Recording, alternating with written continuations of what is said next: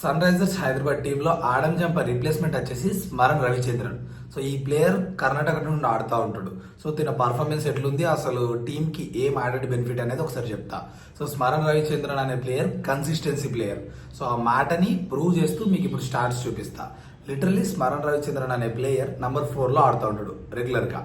So రీసెంట్గా ఆడిన Ranji trophy ఏదైతే ఉందో 24-25 అందులో తనకి 64 యావరేజ్ ఉంది. సో ఒక డబుల్ సెంచరీ ఉంది, ఒక సెంచరీ ఉంది. Okay, then coming to Vijay Hazare ట్రోఫీలో 72 యావరేజ్ ఉంది. అక్కడ కూడా తనకి 2 సెంచరీలు ఉన్నాయి. బట్ విజయ్ హజారే ట్రోఫీ అయినా రంజీ ట్రోఫీ అయినా మనం T20కి లైక్ దాన్ని తీసుకోలేమన్నట్టు ఆ స్టార్ట్స్ని, ఎందుకంటే అవి లాంగ్ ఇన్నింగ్స్ కాబట్టి T20కి మ్యాచ్ అవ్వవు. బట్ ఎందుకు చెప్పినా అంటే తన క్యాలిబర్ ఇది అని మీకు అర్థం అవడానికి చెప్పిన. But coming to T20 format తను ఎట్లా చేస్తారో ఇప్పుడు మాట్లాడుకుందాం.